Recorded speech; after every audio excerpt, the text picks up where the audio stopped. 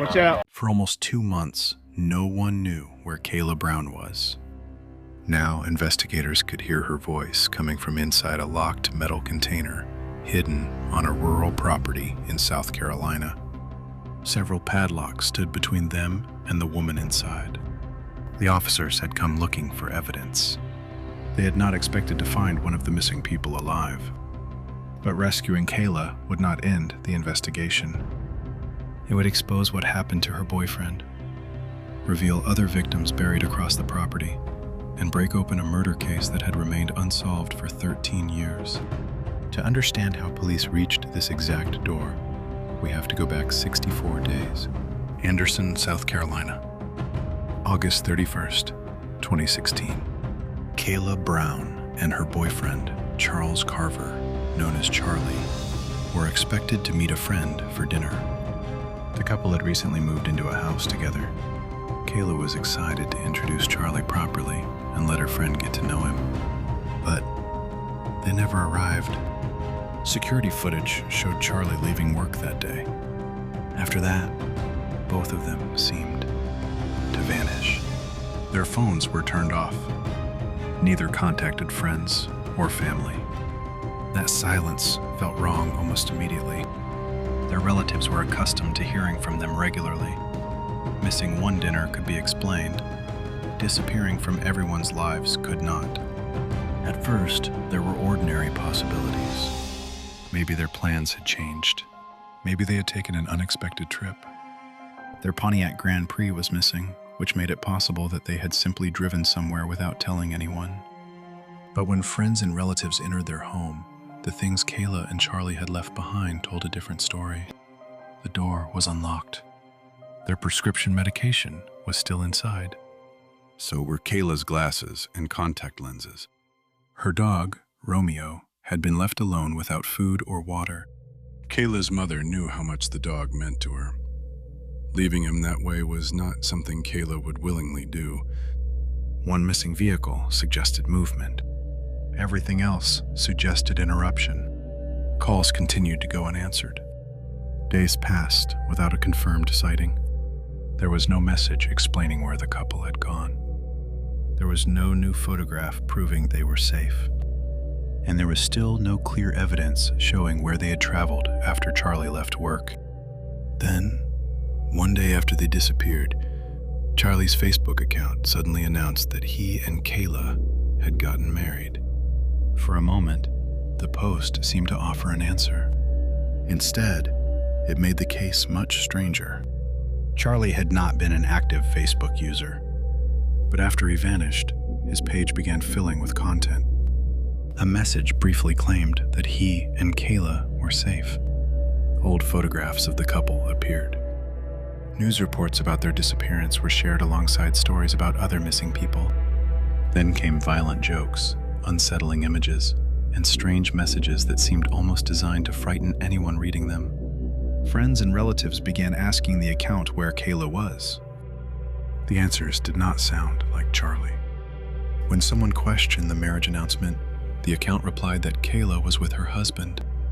When another person demanded to know where she was, the response became hostile. But Kayla never appeared in a new photograph. Her own account remained silent. Charlie's family noticed that the photographs being posted were old. Some had been taken more than a year earlier. The page seemed to be creating the impression that the couple had chosen to disappear. But every new post produced another contradiction. If Charlie was alive, why would he refuse to speak directly to his mother? If Kayla was with him, why had she abandoned her medication, her glasses, and the dog she loved?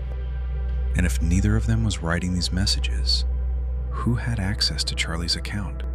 By October, more than 50 posts had appeared. The account was active. The missing couple were not. Investigators continued working through the couple's final known movements. They examined electronic information connected to their disappearance. Eventually, data from Kayla's phone pointed toward a rural area near Woodruff, South Carolina. The property belonged to Todd Kohlhepp. Kayla knew Kohlhepp through cleaning work she had performed for properties connected to his real estate business. On the day she disappeared, she and Charlie had traveled to the land he owned for work. On paper, Kohlhepp appeared established. He operated a real estate company. He owned a large stretch of rural property. He presented himself as a successful professional. But behind that image was a serious criminal history. When Kohlhepp was a teenager in Arizona, he kidnapped a 14-year-old girl. He was convicted, spent years in prison, and was required to register as a sex offender. Now, electronic evidence was directing investigators toward land under his control. Kohlhepp was also considered one of the last people known to have contact with the missing couple. On November 3rd, investigators obtained warrants and began searching 2 locations connected to him. At Kohlhepp's home, deputies told him they were investigating the disappearance of Kayla Brown and Charlie Carver. At the same time, another team entered his rural property near Woodruff. The land covered roughly 95 acres. It contained woods, buildings, heavy equipment, and enough isolated space for something to disappear from view. Investigators spread out across the property. Then they found Charlie's Pontiac. The car had been concealed in a ravine and covered with debris. It was the first physical proof that Charlie had reached this land. It also changed the meaning of everything that had happened online. The Facebook posts were no longer simply strange. Charlie's vehicle was hidden on the property, yet his account had continued telling people that he was alive. Someone had tried to separate the online version of Charlie from what had actually happened to him. As officers continued searching, they approached a green metal storage container. It was secured with several padlocks. The investigators called out. A woman answered from inside. The investigators had come looking for evidence. They had found one of the missing people alive.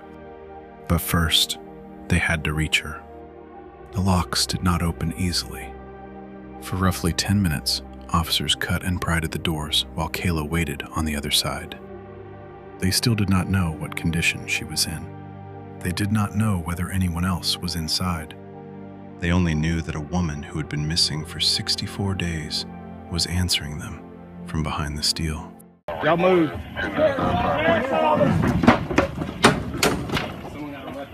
I got it. Watch out, boss. Coming through, okay? What's your name? What's your name, man? Lauren. Okay. All right.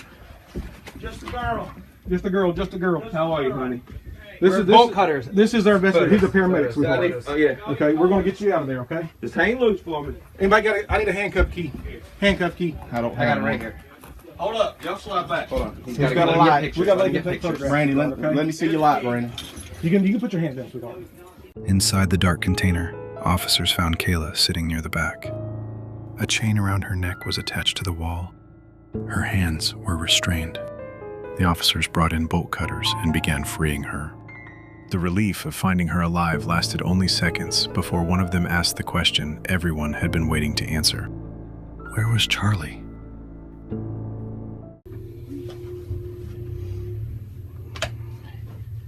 Do you know where your buddy is? Charlie, Yes. he shot him. He shot him. Who did? Douche. Todd Kohlhepp shot Charlie Carver 3 times in the chest, wrapped him in a blue tarp, put him in the bucket of the tractor, locked me down here, and I never seen him again. Okay. He says he's dead and buried. He says there's several bodies dead and buried out here, and he Okay. says that the dogs will be ruined if they go looking because there's red pepper. We're gonna step you out, sweet. Because there's what? Red pepper. Okay. Tell the dog people that. He says No, there's pepper everywhere around the car. The car's supposedly in a ravine under the land, Okay. supposedly covered in paint. Kayla told the officers that Todd Kohlhepp had shot Charlie after the couple arrived at the property. She said Kohlhepp had wrapped his body, moved it using a tractor, and buried him somewhere outside. Then she added something that transformed the rescue into a much larger crime scene. Kohlhepp had told her there were other bodies buried across the land. Officers had opened the container expecting to find one missing woman. But Kayla had just told them they might be standing on the burial ground of a serial killer. Investigators began searching the property using the information Kayla provided. Charlie Carver was found in a shallow grave. The strange Facebook activity now had its answer. Charlie had not been writing those posts. Someone had continued using his account after his death, creating a digital version of a man who could no longer speak for himself. But Charlie was not the only victim hidden on Kohlhepp's land. Investigators found 2 additional graves. The remains belonged to Johnny Joe Coxey and his wife, Megan Lee McCraw Coxey. Johnny and Megan had disappeared in late 2015. Like Kayla and Charlie, they had been drawn to the property through the promise of work. Johnny had been killed first. Megan remained on the land for several days before she was also murdered. Kohlhepp later admitted killing both of them. Within days, the search for one missing couple had exposed 3 murders. But Kayla had heard Kohlhepp speak about another crime, one that had happened long before she entered the container. It had taken place 13 years earlier inside a motorcycle shop less than an hour away. 4 people had been killed. No one had ever been arrested. Chesney, South Carolina. November 6th, 2003. A customer arrived at Superbike Motorsports and found a scene that would become one of the region's most notorious unsolved cases. 4 people had been shot and killed. Scott Ponder, the store's owner. Brian Lucas, the service manager. Chris Sherbert, a mechanic. And Beverly Guy, the bookkeeper and Scott's mother. Some were found inside the shop. Others had been attacked near its entrance and parking area. The killer disappeared without giving the public any clear explanation. Investigators collected evidence, tested weapons, and followed leads. The victims' families waited. Years passed. The case was featured on national television. A reward was offered for information. Still, no arrest came. Eventually, the families were forced to consider the possibility that they might never learn who had killed the people they loved. Then, after Kayla's rescue, Todd Kohlhepp began talking. During questioning, he confessed to the murders at Superbike Motorsports. He described details investigators said had never been released publicly. Kohlhepp also explained what he claimed had driven him to the store that day. He said the grudge began after he bought a motorcycle from Superbike Motorsports. The motorcycle was stolen from his apartment complex shortly after it was delivered. Kohlhepp came to believe that someone connected to the shop had taken it. He also claimed that employees repeatedly mocked his inability to ride and continued to talk trash whenever he returned. It was an astonishingly small grievance compared with what followed. Kohlhepp said that when he visited the shop for the final time, he brought a Beretta pistol with him. For 13 years, the Superbike families had lived with an unanswered question. The answer finally emerged because Kayla Brown had survived long enough to be heard from behind a steel door. Her rescue did not only expose what had happened during the previous 2 months, it reached backward through more than a decade of silence. Todd Kohlhepp eventually admitted responsibility for 7 murders. Charlie Carver, Johnny and Megan Coxey, Scott Ponder, Brian Lucas, Chris Sherbert, and Beverly Guy. On May 26, 2017, Kohlhepp appeared in court. He pleaded guilty to 7 counts of murder. He also pleaded guilty to kidnapping, criminal sexual conduct, and weapons charges. The agreement prevented a death penalty trial. In return, Kohlhepp received 7 consecutive life sentences, plus an additional 60 years. The sentence ensured that he would never leave prison. But a prison sentence alone does not explain what changed on November 3rd. When investigators first approached the container, they were searching for 2 missing people. When the doors opened, Kayla gave them the truth about Charlie. Her information directed the search across the property. It helped reveal Johnny and Megan Coxey, and it connected Todd Kohlhepp to 4 families who had waited 13 years for an answer. One of the Superbike victims' relatives would later call Kayla the hero of the case. Without her survival, Kohlhepp's property might never have been searched in time. Charlie's account might have continued producing false signs of life. the buried victims might have remained hidden, and the Superbike murders might still be unsolved. Kayla did not emerge from the container untouched. What happened to her cannot be reduced to the evidence she provided or the convictions that followed. But her survival prevented Kohlhepp from keeping the final version of the story for himself. The container had been designed to keep Kayla hidden. Instead, the moment its doors opened, everything Todd Kohlhepp had buried began coming into view.